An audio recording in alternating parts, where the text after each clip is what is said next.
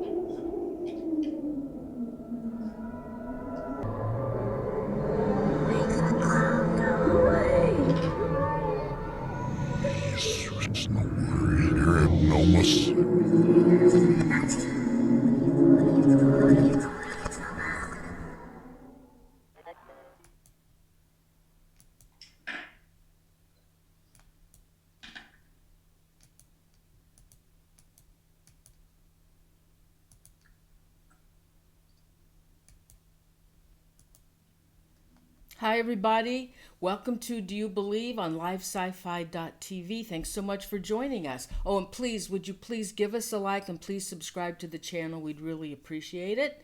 Thanks so much for joining us today, and I'm so excited. I have Joshua Zeman with us tonight, and Joshua, oh my God, he took time out. He's very busy. He's a director, a writer, and a producer, and he does so many documentaries, and he's a very busy person, and I'm just thrilled to have him on the show tonight. Josh, thanks so much for joining me tonight. Thanks for having me.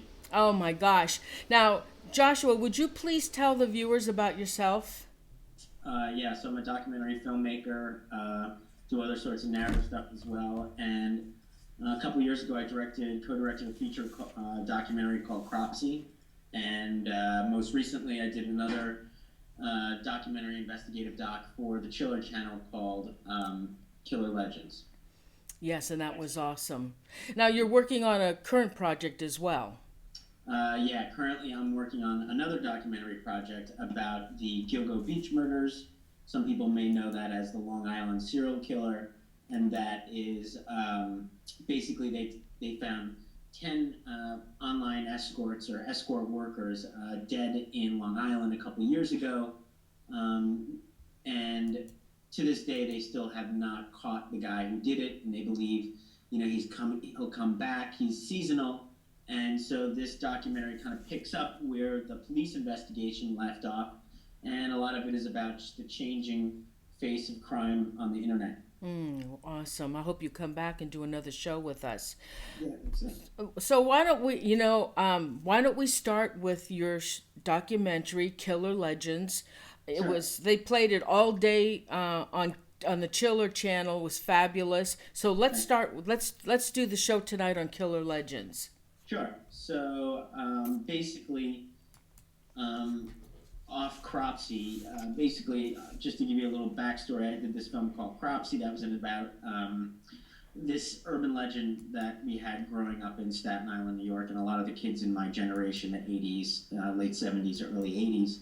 And that was about an escaped mental patient who lived in the basement of this abandoned mental institution in the middle of Staten Island called the Willowbrook Mental Institution. It had been fairly famous back in the day as being what was called a Snake Pit Mental Institution. And we would always go there as kids and hang out and keg parties and things like that. And we were always told never, to go near the basement because an escaped patient lived in the tunnels there, and his name was Cropsy, and if you wandered away, he would come out and snatch you.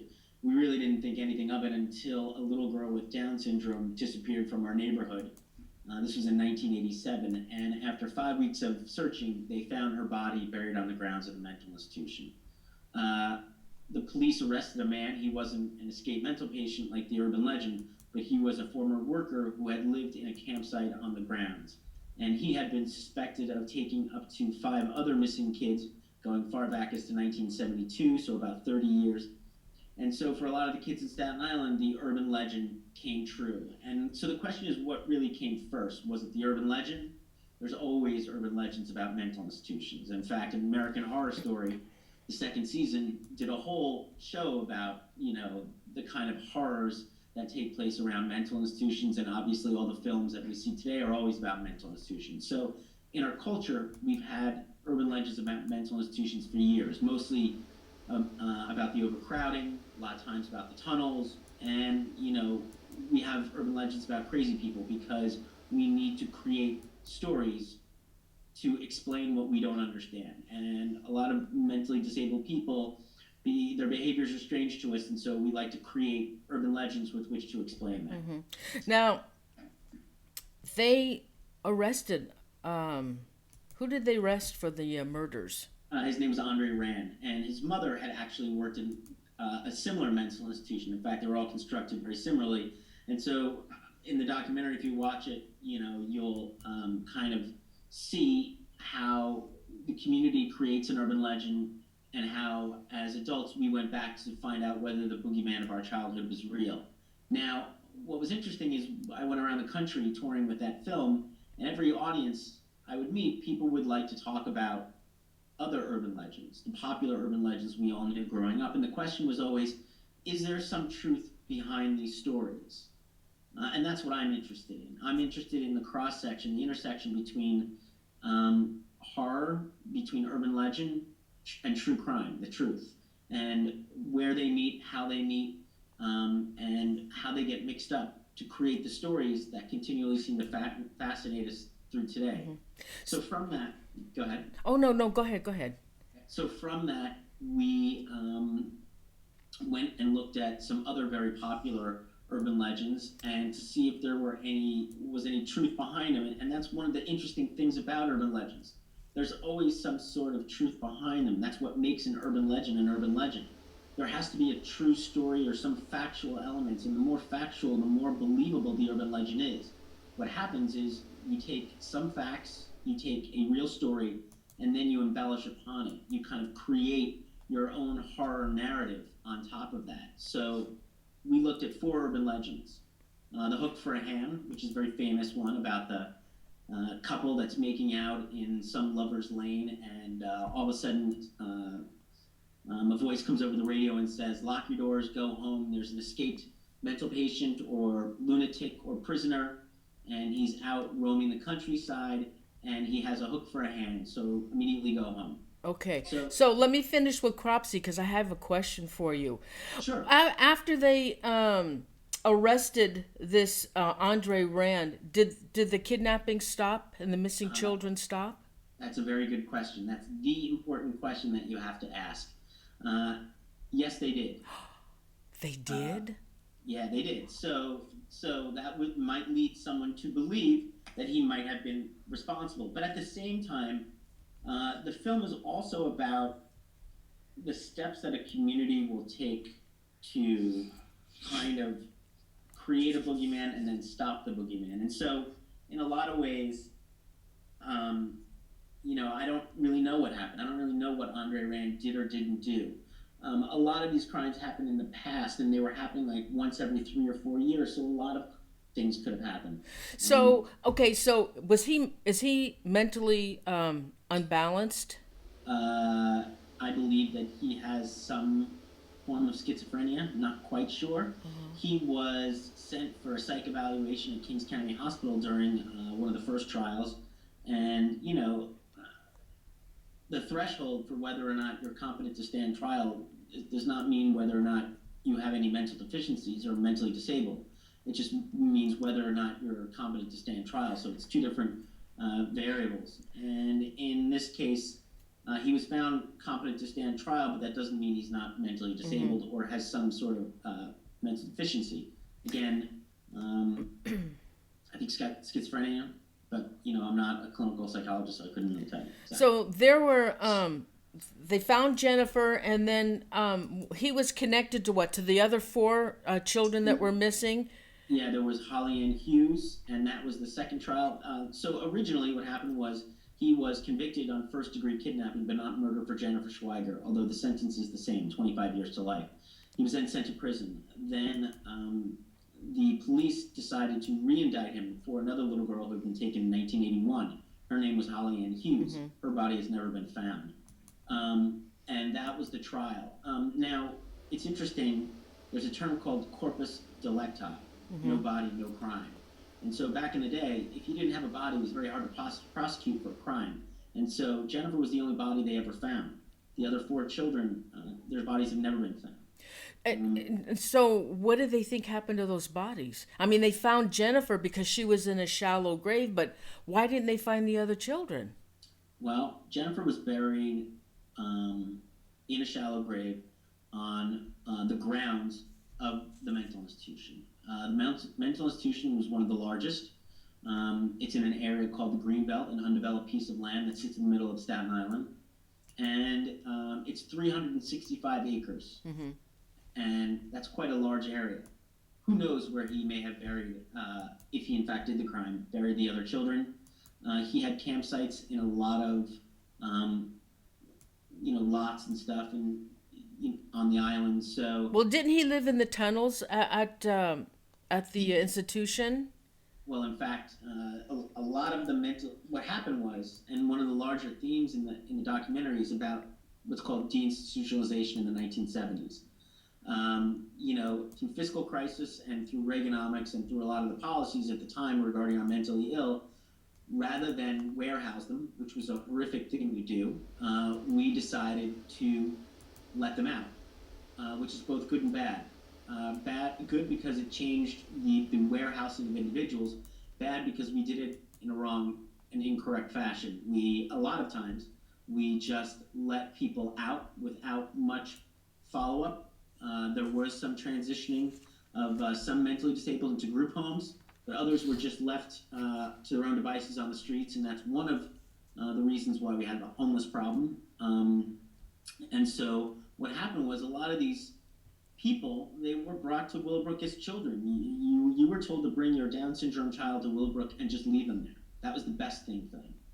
And so what happened was children would be left there. They would grow up in the Willowbrook. They were then let out, and they returned out of confusion and habit. They found their way back, and then some of them lived in tunnels. Some of them lived in campsites, and Andre Rand was one of them, although he was a former worker who had been on the ground. So that, as you can imagine, creates quite a scary scenario for the residents, and fuels a lot of urban legends and a lot of myths and a lot of horror stories. Now, the other children that were missing as well, they were mentally handicapped as well, weren't they? Some of them were mentally handicapped. Some they were marginalized children. Andre Rand, if you watch the documentary, one of the ideas is that Andre Rand had a messiah complex. He believed that he was killing children in an effort to save them from a life of institutionalization or from unwanted parents. And so a lot of what he was doing was kind of finding marginalized children. Now those children are they're easier to take because, let's say there's a dependency issue at home, or because they're mentally disabled and they wander off and things like that. And at the same time, that also fueled why he was taking them. Mm-hmm. All right, go ahead. You done? No. Okay, so let's move on now to the Candyman. Sure, the Killer Legends. Yes. So now we're going to talk about Killer Legends, which is the doc that I just did for Chiller with Rachel Mills. She was the researcher. And for that, we decided to look at, again, 4 of our scariest urban legends and the true stories that may or may not have inspired them. One of the urban legends that we all know, and it's not even an urban legend anymore, is about Halloween candy, tainted Halloween candy. Do you think that that's an urban legend? Do I? No. Not many people do. It's so commonplace now to scan our candy, to look for them, to see if there's any holes or punctures or anything. And the idea that someone might taint candy is pretty commonplace. But in fact, it's really an urban legend. It is, really. Doesn't happen. There's a guy named Joel Best, who's one of the foremost experts on Halloween tainted candy. And he looks at all the cases, and very, very rarely has he found any cases of someone who has been killed or intentionally horrifically hurt by a stranger putting something in candy, razor blades in apples, glass, pins, needles, everything. It's one of these urban legends. It's one of these hysterias that was started in the 80s, in the 70s and in the 80s. And it's the perpetrator is known as the Halloween sadist, and the perpetrator is always somebody who wants to intentionally hurt and kill children because they are sadists, because they did not have a great life, because that's just who they are. And that's in fact completely untrue. The one case that we do look at was a boy in Houston, Texas. He was 8 years old, and his name was Timothy O'Brien. And one night he was out trick-or-treating, and he got a pixie stick. And he went home and ate the pixie stick, and a few minutes later he started to vomit, and he was brought to the emergency room and died almost immediately from cyanide poisoning. Somebody had put cyanide in the pixie stick.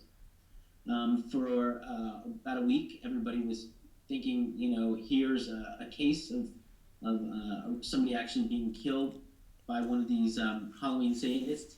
And in fact, it turned out to be his father was the one who did it. His father put cyanide in the pixie stick. And he did it because he had heard all the cases of tainted Halloween candy, and he thought this would be the perfect crime. He thought the urban legend would cover up the crime that he was committing, and he did it for insurance money. Mm-hmm. What's interesting is that when it was investigated, there were no actual cases, and so suddenly this suspicion was brought back upon him. The police, looked at it, and suddenly they decided to convict him of the crime. And so this is something very interesting in the world of urban legends and in the world of folklore. It's called ostension, and that's when somebody enacts an urban legend thinking that it's real. They want to enact the urban legend. For example, the other urban legend of devil worshippers in the woods. Kids go out in the woods. They love to play. They love to paint 666 and build fires and sacrifice cats. Well, sometimes the police are called, and the police go out there and they say, "Oh, look, evidence of devil worshiping," when it's in fact just the kids pretending, playing. So it becomes this big game of telephone. Mm-hmm. That's called ostension, and that's what happened in this case. He thought the urban legend was real. Now he had a sister, Elizabeth, right? Yeah, he had a young sister. But she didn't eat the poison candy? She didn't. Oh. No, in fact, 4 children were given. He had actually tried to kill 4 children to cover up the death of his child. He gave out 4 pixie sticks to all the kids, and thank God nobody ate them. One of the kids fell asleep with the pixie stick in his hand. He couldn't open the pixie stick because it had been restapled too tightly. Wow, lucky for him. Wow. Yeah. Now, what about Helen File? Helen File. Helen File is the actual first legitimate case of somebody tainted candy. But again, nobody was injured, nobody was hurt, and she was just a woman who was upset. She lived on Long Island, and she was apparently crabby, and she was upset with the older kids always coming and asking for candy, so she put ant buttons and steel wool and dog biscuits. But she told the kids that this was happening. This is a completely different case. There's one other case. A kid, I forget where it was, I think it was in California. A young boy had died ingesting heroin.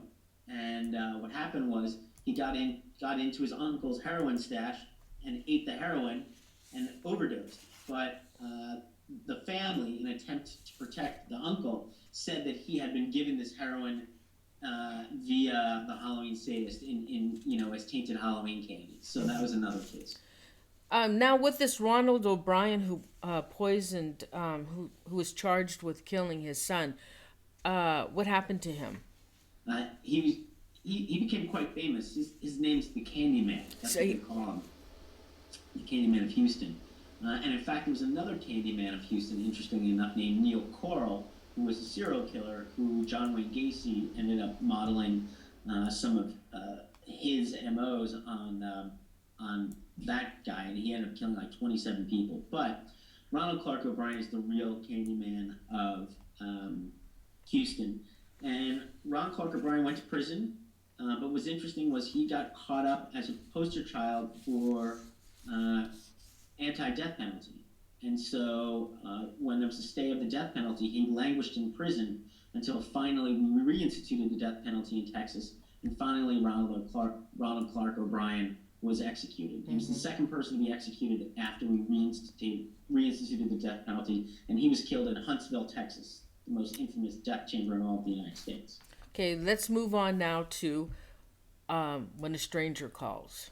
The babysitter. I love this one. Right, the babysitter and the man upstairs. And, that's the name of the urban legend. And of course, this was one of the first times, in fact, that an urban legend, almost in its complete entirety, was remade into a movie. Do you know what movie that was? Oh, yeah. I can't. Go ahead. Yes. Oh, yeah. When a Stranger Calls. When a Stranger Calls, that's right. So here you had a movie taking the urban legend almost word for word, redoing it in the first 20 minutes. And then the rest of the movie is almost just kind of like a replay of that urban legend. And, When a Stranger Calls is a very scary film.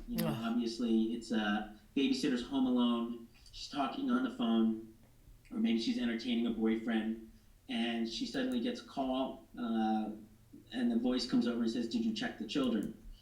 She thinks it's a prank. Someone's trying to scare her. She hangs up. Guy calls back again, says, "Did you check the children?" This time there's a devilish laugh. She hangs up. Now she's scared. She calls the operator and says, "Operator, somebody is harassing me. Can you please trace the call?" And she hangs up, and then the guy calls back again. "Did you check the children?" And she screams, "Leave me alone." She hangs up the phone. All of a sudden, the police or the operator call back and say, "Get out of the house now." And then she says, "Why?" And she says, "Because the calls are coming from inside the house." Yeah, that is. And at that moment, she looks over and sees the stranger coming down the stairs, typically with the heads of the dead children.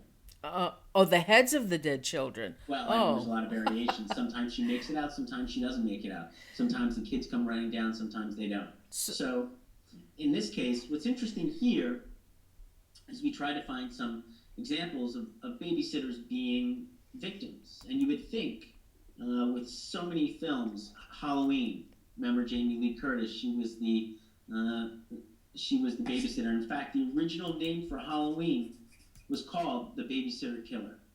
Oh, it was? Mm-hmm. So, very interesting. And there's so many movies about babysitters. And so we thought, oh, well, there must be some truth to this story. But what we found is that there's really not a lot of stories about, thankfully so, true crimes about babysitters being killed while babysitting. However, there is a lot of examples of babysitters killing children.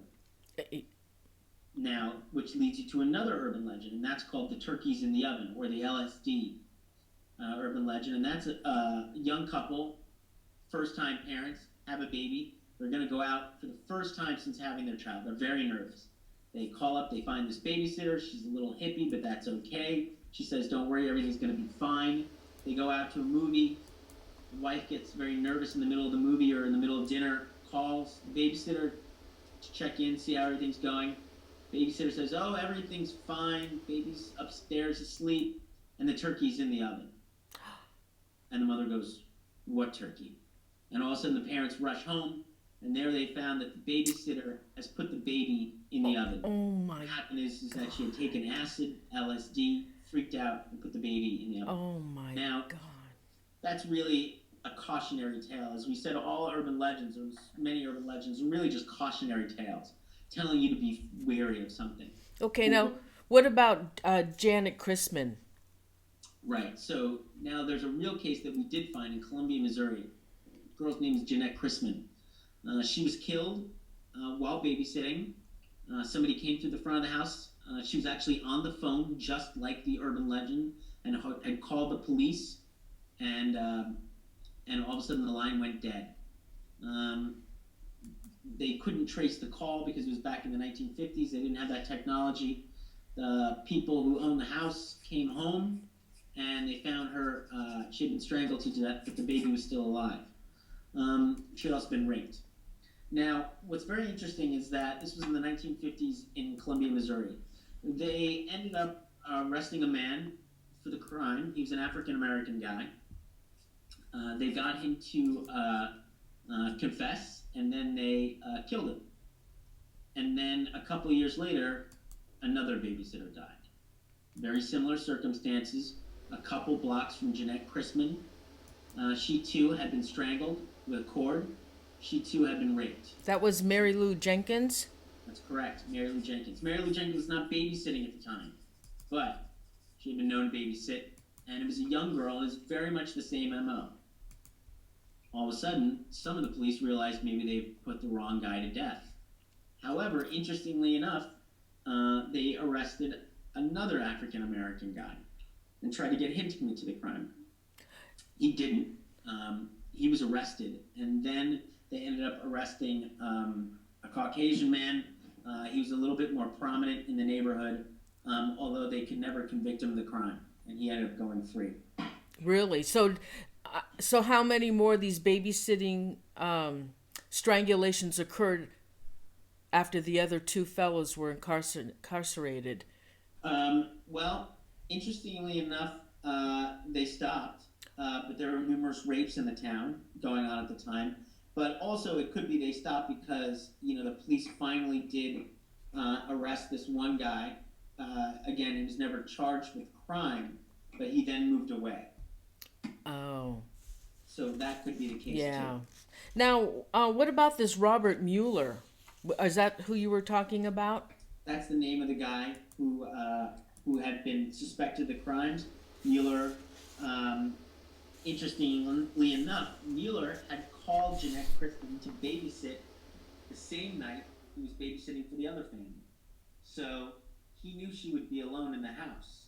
He also may or may not, it's hard to prove, knew Jenkins. So it's a real kind of murder mystery, this urban legend. This is not, an open and shut case. And again, that's the whole thing with urban legends. Urban legends take their information from crimes which typically are not solved or have some questions that remain. And it's these questions that remain that allow us to then kind of embellish on the crime and make it turn into an urban legend. And again, the point of an urban legend is it's a cautionary tale. So for the Candyman, what's the cautionary tale? Don't take candy from strangers. Don't go to strangers' houses. Don't go to people you don't know. Don't trust strange people. There are people who are out there to hurt children. What's the cautionary tale from babysitting? Well, in this one, it's a reminder to be careful of your womanly duties. Don't talk on the phone. Don't entertain strange boys. If you're hired as a babysitter, watch the babies, and because this is some kind of role play for motherhood. So, and these cautionary tales, they're very ingrained in a kind of conservative way. And so, some other people have interpreted it as, it's because this was a woman who was trying to enter the workforce, make some money as a babysitter, and he was saying, look, you shouldn't be so capitalistic, you shouldn't be so quick to venture out into the workforce, or else you're gonna, your babies will die. So let's move on now. You just touched a little bit on the Hook, but also the Phantom, the Masked Man. Right, the Phantom Clowns. And what's interesting is that this has been coming up quite a bit recently in the news. There was a Phantom Clown scare in Northampton, England, and there was just a Phantom Clown scare, strangely enough, in Staten Island recently. So this is about something that happened in the 1980s. Late 70s or early 80s again. There were Phantom Clown scares. There were communities of children who believed that they had seen men driving around, typically in white vans, dressed like clowns that were trying to snatch them. Oh, you jumped. Okay, you jumped ahead of me. Why? But go ahead. I was. No, go ahead. Go ahead. Finish. We'll do the clowns. Go ahead. I'm sorry. So this is the clowns, and so this is this. So in this case, throughout the 80s, children were seeing these men driving around dressed like clowns. And what's so interesting to me about this urban legend, it's more hysteria. In this case, the question is, how did this Phantom Clown scare start? First, it starts in places like Newark. Then it goes to Scotland. Then it goes to Galveston, Texas. And then it goes all over the country, all over the world. Now it's in Latin America. But what's interesting is this was happening pre-internet age. So how was word spreading about these Phantom Clowns? Yeah. pre-internet age, and we went to Chicago because that's where there was a prevalent phantom clown scare. And what was interesting in Chicago, people have looked at it. It wasn't just one demographic of kids. It wasn't just African American kids or upper income kids. This was everywhere. There was Hasidic kids were seeing phantom clowns, African American kids, privileged, non-privileged. And so again, pre-internet age, how was this passing between isolated groups of kids in between isolated towns pre-internet? And so, a lot of it is really about how clowns became so creepy. They're originally supposed to be these kind of lovable, fun characters, but somewhere along the way they turned creepy. Somewhere along the way we start to see these phantom clown scares. And some people believe that a lot of it started, with Stephen King, It, or with Poltergeist. But actually, the phantom clown scares started before that. And a lot of people kind of peg the beginning to be John Wayne Gacy. John Wayne Gacy, the serial killer from Chicago, who dressed as a clown. Now, what's interesting about Gacy is that he never actually killed anyone as a clown, but he's always associated with being Pogo the Clown, the dark side of this serial killer. So Josh, when he dressed up as a clown, that was a character. He was Pogo the Clown. Would he attend functions as Pogo the Clown? Yeah, he would do all this stuff, but what's interesting, he would do birthday parties and things. But again, he never killed as the clown. A lot of the movies that you see now, they show John Wayne Gacy as the killer clown, but that's not what he ever did. He liked to put on masks and he liked to dress up to be something he wasn't, but he was never quite evil. Josh, so what is your take on that? Since you like to investigate murders and mysteries and stuff, wouldn't you think that if he stayed dressed up as a clown, that would make it easier for him to do his killings because he would be somebody else. He would be Pogo and not John Wayne Gacy. What I think about Gacy is that, and what we say is that his normal stuff was pretty sadistic, and so he dressed like a clown to have a break from being so sadistic. He liked to always be the center of attention, but then he could be the center of attention but not be so sadistic. It was John Wayne Gacy, the normal human being, who was the killer. He was he would lure teenage boys. He dressed like a cop, actually. He dressed like a police officer and went to a park where all these young boys were hanging out, prostituting themselves, and he would fake arrest them, put them in handcuffs, and bring them back to his house. So he was a guy who kind of dressed up a lot. He liked to wear a lot of different hats, and he liked to be a lot of different roles, and he liked to be the center of attention. You know what I've noticed in your documentary? That most of these killer legends, they're all referred to as boogeyman. Well, I really find that to be very interesting. I'm kind of fascinated with the idea of the boogeyman, and where the name the boogeyman came from? No. Apparently, there was a group called the Boogies. They were I forget exactly where, but it's Indonesia. They were a tribe, and they would sail on balsa wood boats that were very, very light and didn't make a lot of noise. And they would creep up next to you in the middle of the night and snatch the women and children. And so that is how the name Boogeyman came into play. Wow. Okay. So now he also, what's the self-portrait that he did? Right. Well, I think that goes to the fact that Gacy liked dressing up as a clown, but I don't think he knew. I mean, there's, who knows what's in his mind. I don't think he knew how creepy he was. I think only as culture went on, we started to create clowns as being more creepy. But then I think once we found all these people, there's tons of people out there who love serial killers and they're obsessed with serial killer memorabilia.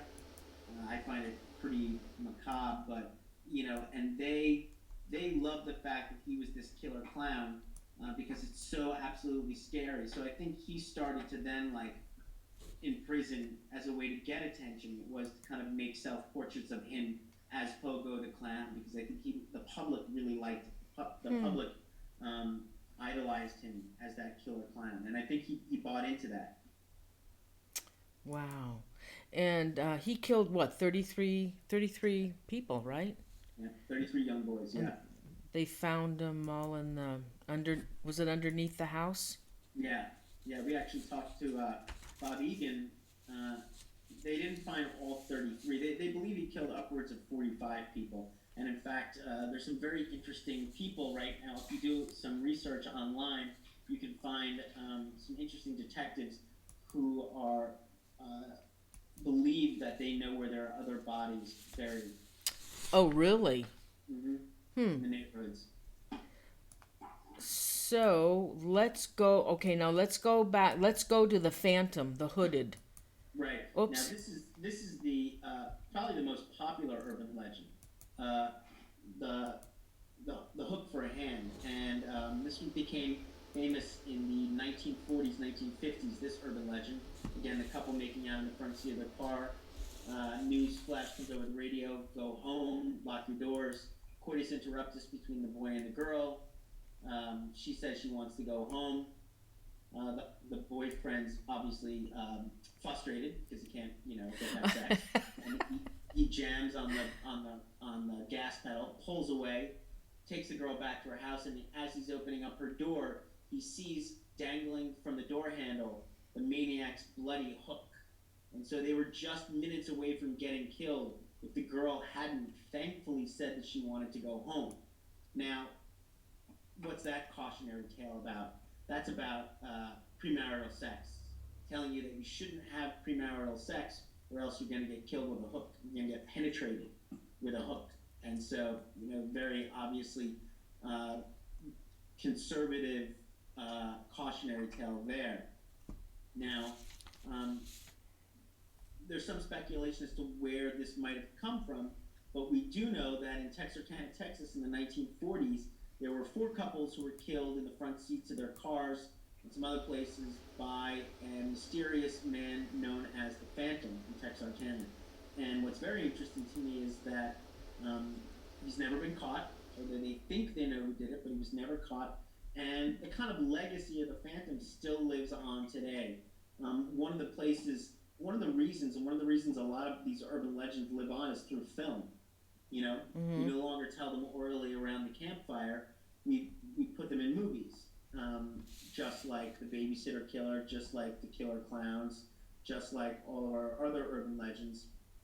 The Hook, the Phantom, especially of Texarkana, was immortalized in the 1976 cult classic film The Town That Dreaded Sundown, directed by Charles B. Pierce. Now, what's amazing about Charles B. Pierce is that his film before that was called The Legend of Boggy Creek, one of the most successful independent films of all time, and a very weird movie. And what was so interesting about it was the way it blended reality and fictionalized filmmaking back in the day. It was almost like a found footage movie. In fact, it was the first found footage movie, and the makers of Blair Witch said that The Legend of Boggy Creek was one of their inspirations. Really?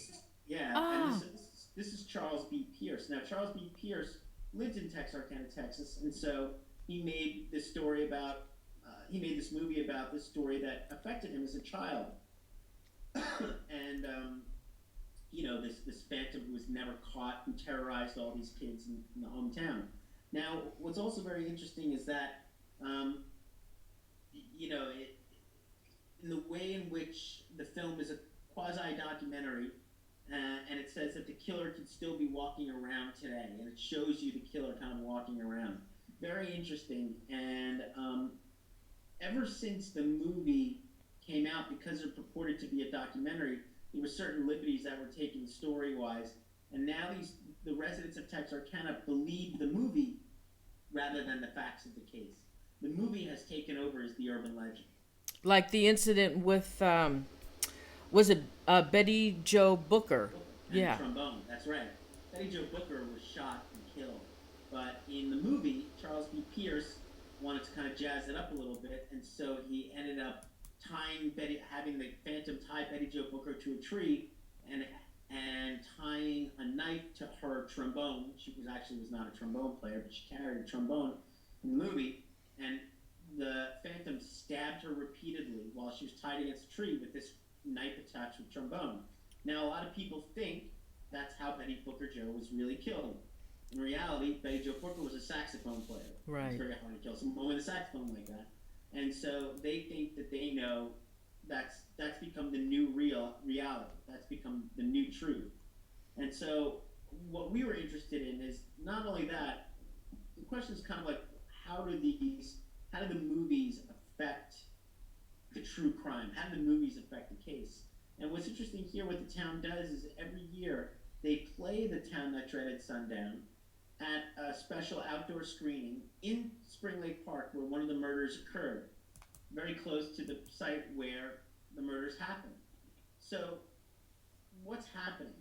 Folklorists would call this legend tripping. And that's something that a lot of people do.